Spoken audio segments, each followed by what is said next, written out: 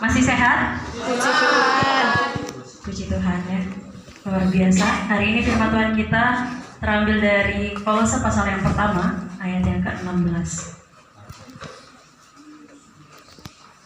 Habis Wahyu nyarinya. Ketemu? Atau sebelum Mazmur? Berarti masih ingat berarti. Kolose pasal yang pertama ayat yang ke-16, jika sudah menemukannya kita akan membacanya secara bersama-sama. Pelan-pelan saja, jangan buru-buru karena kita punya banyak waktu. Sudah ketemu ya? Kita baca bersama-sama. 1, 2, 3, iya. Karena di dalam Dialah telah diciptakan segala sesuatu yang ada di surga dan yang ada di bumi, yang kelihatan dan yang tidak kelihatan, baik singgasana maupun kerajaan, baik pemerintah maupun penguasa. Segala sesuatu diciptakan oleh Dia dan untuk Dia. Ya, teman-teman, tema kita pada hari ini semuanya diawali dengan Allah. Semuanya diawali dengan Allah. Kalau kita lihat Kejadian pasal yang pertama, siapa yang pertama kali muncul? Adam dan Hawa. Berarti Adam dan Hawa duluan daripada Allah. Aduh, Alkitabnya dibaca selain, jangan jadi bantal tidur ya. Next kakak, semuanya diawali dari Allah. Apa tujuan hidupmu? Ada yang mau kasih tahu ke kakak apa tujuan hidup kalian? Bahagia. Terus sukses. Sukses. Ada lagi? Hah? Memuliakan Tuhan. Wah, rohani sekali. Ada lagi? Yang pertama, seringkali di slide selanjutnya, apa sih tujuan hidup kita? Itu ketutup balon. Ya. 3 huruf di break sebelumnya itu ada di balon. Prestasi. Siapa yang hari ini masih ngejar-ngejar prestasi? Luar biasa. Berikutnya. Nah, ini tadi ada yang sebut kebahagiaan. Cari-cari bahagia atau tiap hari. Terus. Ambisi. Ambisi itu negatif atau positif? Positif ya. Berikutnya. Atau keluarga? Hah? Katanya harta yang paling berharga itu? Keluarga. Benarkah? Benar. Semua ini tentu kita butuhkan. Saya secara pribadi saya pengen dong jadi orang yang berprestasi. Bahagia harus. Jangan galau terus tiap hari, kan susah. Ambisi. Kalau kita nggak punya ambisi, kita nggak bisa loh kejar kebahagiaan dan prestasi. Tapi di balik itu semua, di belakang kita ada keluarga. Tapi apakah ini semua penting? Penting ya, oke lah, penting. Selanjutnya, balik lagi ke tema kita tadi. Semuanya harus diawali dari Allah. Dimulai dari Allah. Kenapa semuanya dimulai dari Allah? Kalau kita lihat dalam Kejadian pasal yang pertama, Allah itu datang, bumi belum ada loh. Bukan Adam dan Hawa yang pertama ada ya. Tapi Allah ya. Tapi Allah. Nggak percaya? Baca Kejadian 1 pasal 1. Percaya nggak? Nggak percaya lah. Kalau nggak percaya kurang asem kali. Ayo lanjut. Apa yang slide berikutnya katakan? Semuanya harus diawali dari Allah. Di Kejadian pasal yang pertama itu dimulai dari Allah. Kemudian Allah menciptakan langit dan bumi. Oke, selanjutnya. Siapa yang jawab Adam dan Hawa? Berdiri. Aduh, tolong. Berikutnya, jangan ditampilin dulu. Darat, laut, dan tumbuhan. Setelah ini apa? Siang dan malam. Benar kan? Ya barengan itu. Kemudian lanjut. Ya nggak usah kenceng kali ngomong binatang. Lanjutnya apa setelah binatang?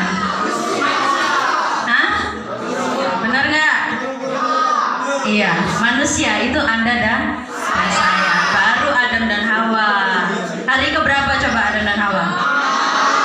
6 apa 5? 6 apa 7? Oh, fokus berarti. Oke. Jadi teman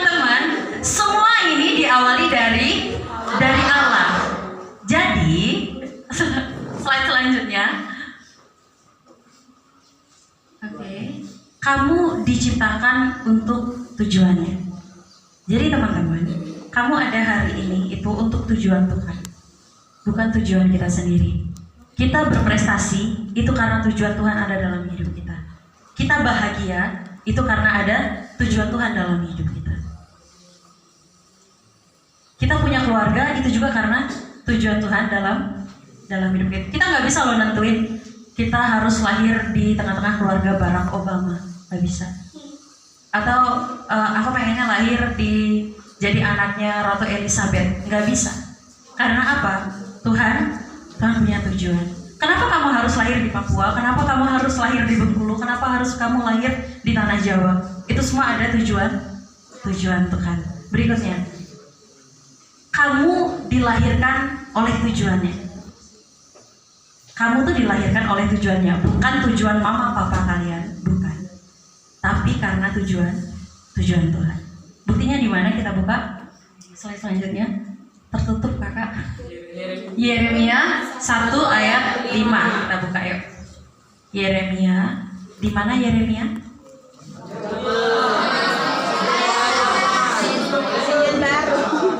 Perjanjian baru. Oh lama. Yeremia 1 ayat 5. Sudah ketemu ya? Sudah. Mardi boleh baca untuk kita semua. Bawa Alkitab. Bawa. Berdiri baca untuk kita pelan. Yang lain tutup mulut dulu.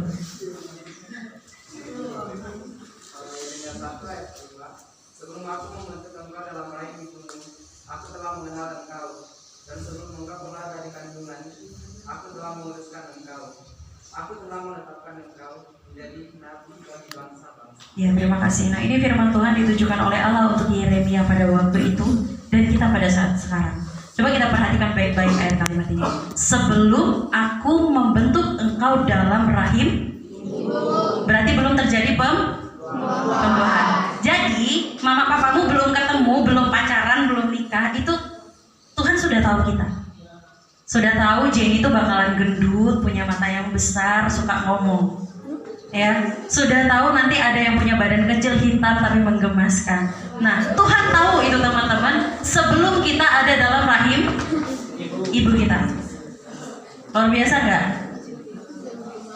Di manakah tempat kita sebelum ada di dalam rahim ibu kita? Nggak tahu. Tuhan nggak kasih jelas. Tapi dikatakan sebelum aku membentuk engkau dalam rahim ibumu, aku telah mengenal. Muek, sebelum kamu pecicilan bisa dance sana kesini, itu aku udah tahu kamu nanti bakalan kayak gitu. Kan gak tahu kayak gitu ya. Kemudian kalimat berikutnya Tuhan bilang, dan sebelum engkau keluar dari kandungan, aku telah menguduskan engkau.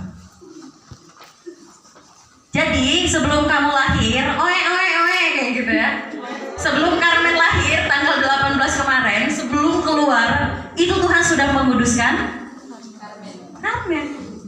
Tuhan sudah menguduskan kita semua. Sesuatu hal yang dikuduskan itu berarti untuk siapa? Tuhan. Untuk Tuhan atau untuk iblis? Tuhan. Jadi kalau kamu main-main, kamu pakai kuasa gelap, kamu pakai kuasa perdukunan, kamu sedang main-main sama Tuhan.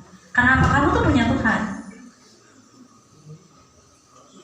Boleh nggak sesuatu hal yang dikuduskan dan diperuntukkan untuk Tuhan kita kasih buat kuasa gelap? Boleh nggak? Tidak boleh. Boleh nggak sesuatu hal yang dikuduskan, yang dikhususkan buat Tuhan, kita kasih untuk kebahagiaan dunia? Boleh nggak? Boleh. Boleh? Boleh. Boleh apa boleh? Nggak boleh. Contoh teman-teman, apa yang sudah dikuduskan buat Tuhan, tapi kita kasih untuk sesuatu hal yang duniawi. Merokok tuh sehat nggak? Tidak. Tapi boleh nggak? Boleh. Tapi sekarang pertanyaannya, sesuatu hal yang milik Tuhan, kamu ngisep rokok tiap hari, itu sehat nggak buat tubuh kamu? Berarti siapa yang bilang sehat? Sehat nggak? Tidak kan? Berarti kamu sedang merusak apa yang diperuntukkan untuk bait Allah. Logikanya tuh gini, kalau kita ditanya Tuhan tuh ada di mana? Di hati loh. Kamu merokok, asapnya kemana? Ke paru-paru, di dalam tubuhmu kan? Tuhan aja kamu asepin. Sopan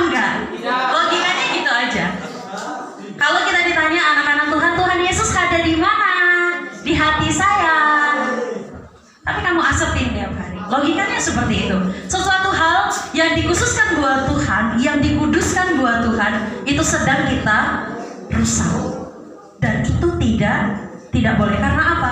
Kamu diciptakan itu untuk tujuan Tuhan. Kamu dilahirkan oleh tujuan Tuhan. Berikutnya dikatakan, aku telah menetapkan engkau menjadi nabi bagi bangsa. Kak, saya kan manusia biasa. Saya juga manusia biasa kok. Tapi teman-teman, apa sih maksud Tuhan? Kita ini semua ditetapkan untuk menjadi nabi bagi bangsa-bangsa. Nanti kita akan tahu. Slide selanjutnya. Lanjut? Oke. Apa kesalahan kita dalam mencari tujuan hidup? Yang pertama, kita memulainya dari diri kita sendiri. Contohnya, lanjut. Jadi apa aku nanti? Kita punya cita-cita toh? Ya.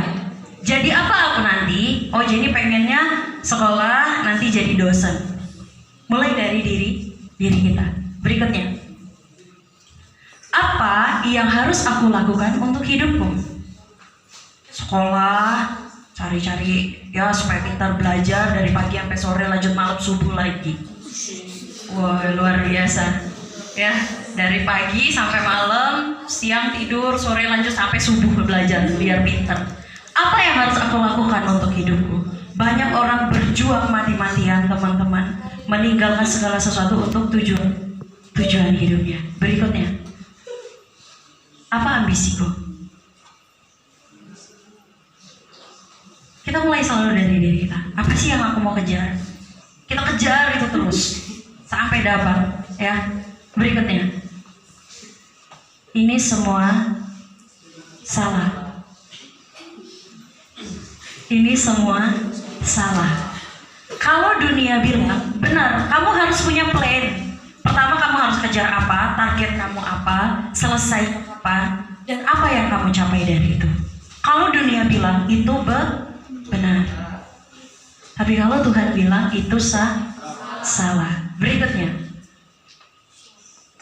oke, kamu harus memulainya dari Allah. Karena dari Kejadian pasal yang pertama pun segala sesuatu dimulai dari kehadiran Allah. Oleh sebab itu kamu harus memulainya dari Allah. Berikutnya, kamu ada hanya karena Allah menghendaki kamu ada. Kamu ada hanya karena Allah menghendaki kamu ada. Kak, masa sih Tuhan merancangkan sesuatu hal yang baik dan yang tidak baik? Contoh, kenapa harus ada orang cacat? Apakah itu kehendak Allah? Iya. Supaya apa mereka hadir? Supaya kita yang punya tubuh sempurna ini tahu bersyukur. Tapi kebanyakan orang yang punya tubuh sempurna tidak bersyukur.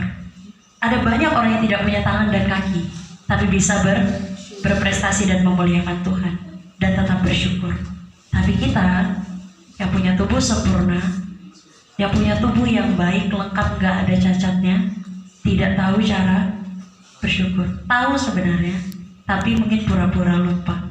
Ya, pura-pura lupa. Kamu ada hanya karena Allah menghendaki kamu ada. Jadi ada kemungkinan, teman-teman, logikanya, ketika Tuhan sudah tidak menghendaki kamu ada, maka kamu pintar dijawab. Kamu ada hanya karena Allah menghendaki kamu ada. Jadi teman-teman, kehadiran kita hari ini itu bukan kebetulan. Ya, bukan kebetulan, tapi semuanya sudah Tuhan rancangkan. Yeremia 1 ayat 5 katakan apa? Sebelum kau ada dan sebelum kau lahir, aku sudah tahu kamu. Ya. Tapi berarti Kak, Tuhan tahu dong aku nanti masa depannya bakalan rusak? Enggak. Tuhan tuh selalu merancangkan apa yang baik. Kalau kamu gagal, kalau kamu merusak diri kamu, itu karena kesalahanmu, bukan kesalahan Tuhan. Berikutnya. Oke. Apa tujuan Allah dalam hidupmu? Yang pertama, kita buka Kolose 3 ayat 23. Kolose 3 ayat 23. Sudah ketemu?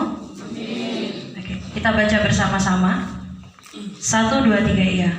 Apapun juga yang kamu perbuat, perbuatlah dengan segenap hatimu, seperti untuk Tuhan dan bukan untuk manusia. Jadi teman-teman, tujuan Tuhan dalam kehidupan kita tuh, apapun yang kita kerjakan itu untuk Tuhan, bukan untuk manusia. Karena kenapa? Ketika kita melakukan segala sesuatunya itu untuk manusia dan manusia itu tidak tahu terima kasih kepada kita, maka kita kecewa. Karena nanti ujungnya seperti ini, aku udah kerjakan yang baik, aku udah baik-baik sama dia, kok dia kayak gitu ya.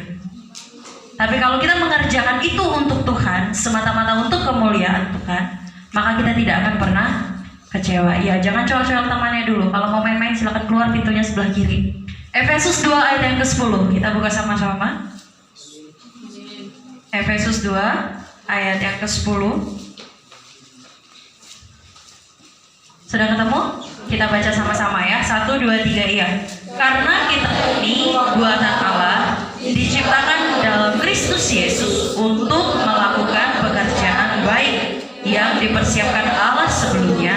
Ia mau supaya kita hidup di dalamnya. Jadi teman-teman, tujuan Tuhan dalam hidup kita hadir hari ini itu untuk melakukan pekerjaan yang baik. Apa sih Kak pekerjaan yang baik? Pekerjaan yang baik itu sederhana. Kalau waktu ibadah kamu ibadahlah dengan tertib, gak ganggu temanmu. Itu pekerjaan yang baik. Kalau kamu dikasih tanggung jawab, yang kerjakan tanggung jawabmu. Itu juga pekerjaan yang baik. Pekerjaan yang baik itu sederhana, nggak ada yang susah. Selanjutnya, berbicara tentang Tuhan. Hafal ini Matius 28 ayat 19 sampai 20. Ini jawaban tadi bahwa kita tuh dilahirkan untuk menjadi nabi bagi semua bangsa, ya. Matius pasal 28. Sudah ketemu? Matius 28 ayat 19 sampai 20. Apa sih tujuan Tuhan dalam hidup kita? Kita baca bersama-sama 1, 2, 3. Iya. Karena itu, pergilah, jadikanlah semua bangsa muridku dan baptislah mereka dalam nama Bapa dan Anak dan Roh Kudus, dan ajarlah mereka melakukan segala sesuatu yang telah kuperintahkan kepadamu, dan ketahuilah aku menyertai kamu senantiasa sampai kepada akhir zaman. Kita semua di sini percaya kepada Tuhan Yesus. Amin. Tahu alasan kenapa percaya kepada Tuhan Yesus? Apa? Tuhan Yesus sudah menebus dosa kita di kayu salib. Itu yang harus kamu beritakan kepada orang lain. Dan tujuan Tuhan untuk kita hadir hari ini, kita ada hari ini di dunia, yaitu menjadi nabi bagi bangsa-bangsa. Apa sih tugas nabi? Tugas nabi itu menyampaikan firman Tuhan. Jadi kalau kehidupan kita tuh gak menjadi berkat bagi banyak orang, berarti kita tidak menyampaikan firman Tuhan yang sudah kita terima. Ini tujuan Tuhan dalam kehidupan kita. Berbicara tentang Tuhan. Jangan berbicara tentang orang. Tiap hari ngegibah mulu, ngatain orang terus. Kayaknya kalau ngatain orang tuh lancar kali, sampai 2 jam gak kelar-kelar. Tapi kalau berbicara tentang Tuhan kayaknya susah sekali, ya. Padahal tujuan Tuhan dalam kehidupan kita tuh ini, berbicara tentang Tuhan. Selanjutnya, menjadi serupa dengan gambaran Allah. Di Kejadian pasal 1 Tuhan bilang apa? Mari kita menciptakan manusia serupa dan segambar dengan Allah. Ada nggak rupa dan gambar Allah itu nggak baik? Semua baik. Tapi teman-teman, kita menjadikannya tidak baik. Kita berbuat dosa, kita melakukan kejahatan. Kita menjadikan rupa dan gambar Allah ini, banyak loh rupa dan gambar Allah hari ini, tapi kita menjadikannya tidak baik. Berikutnya, oke, habis. Nah, jadi teman-teman, apa sih kesimpulannya buat kita hari ini? Kalau kamu punya cita-cita, kamu punya keinginan, kamu punya ambisi, kamu harus memulainya dari Allah. Apa sih maksudnya memulainya dari Allah? Kamu tanya Tuhan, Tuhan benar nggak? Kalau aku pengen yang kesini, maunya Tuhan yang mana? Benar nggak yang ini? Kita tanya Tuhan dulu. Tuhan, aku pengennya nanti jadi guru. Boleh nggak? Apakah ini yang Tuhan mau? Jangan-jangan Tuhan pengennya kamu bukan jadi guru, bisa jadi kamu jadi pendeta. Kalau dalam sekolah teologi itu ada 2 jenis mahasiswa. Satu terpanggil, yang kedua rasa-rasa dipanggil. Ngerti ya? Iya kan, Pak Kristen? Satu terpanggil, yang kedua rasa-rasa dipanggil. Contoh orang yang terpanggil itu Pak Kristen, konsisten sampai hari ini. Saya adalah orang yang rasa-rasa dipanggil. Ngerti nggak? Basic saya dari kecil itu suka ngajarin orang. Kamu nanti belajarnya gini, ini nanti setelah ini gini. Tapi rasa-rasa dipanggil. Pengen jadi pendeta. 7 tahun berjalan enggak kuat. Ternyata bukan itu yang Tuhan mau. Karena rasa-rasa dipanggil. Jadi jangan rasa-rasa pengen jadi dokter. Taunya Tuhan pengennya kamu jadi petani berdasi. Halo, mau gimana coba? Jangan rasa-rasa pengen jadi guru, nggak taunya kamu harusnya jadi pedagang. Makanya semuanya harus dimulai dari Allah. Salah nggak sih Kak kita punya cita-cita? Nggak salah. Tapi tanyakan cita-citamu tuh bener nggak maunya Tuhan? Kak, aku tuh pengennya sekolahnya di manajemen. Udah sekolah nekat, ya udah 3 semester, taunya Tuhan pengennya kamu nggak di situ. Gimana? Makanya supaya tidak salah jalan harus tanya dengan Allah. Dimulai dari Allah. Kak, aku tuh nilai aku di sekolah tuh pinternya tuh bagian matematika, kayaknya jadi guru matematika bagus kayaknya Kak. Wah ya, luar biasa. Kuliah jurusan matematika udah selesai, nilai bagus, tapi basic nggak di situ. Sia-sia nggak ya? Sia-sia karena kita tidak memulai dari Allah. Berarti kakak dulu kuliah juga dimulai dari Allah. Dimulai dari Allah, tapi salah membaca maunya Allah. Allah nggak mau saya jadi pendeta. Kacau pelayanan. Kacaunya nggak kacau-kacau amat sih, cuman kayak mengerjakannya tuh sesuatu hal yang tidak kita kerjakan dengan hati, itu tidak akan menghasilkan sesuatu hal yang baik. Mungkin ketika orang lain mendengar saya berkhotbah itu menjadi berkat, tapi di dalam diri saya itu ada sesuatu hal yang kurang, ada sesuatu hal yang tidak terpuaskan, ya. Karena kenapa? Sekarang banyak terbukti teman-teman, kuliahnya jurusan apa, kerjanya apa. Teman saya kuliah jurusan hukum, kerjanya di bank. Nyambung nggak? Makanya itu teman-teman, semuanya harus dimulai dari Allah. Jadi gimana Kak? Nyesel nggak sekolah teologi? Enggak. Jalurnya nggak jauh-jauh kok.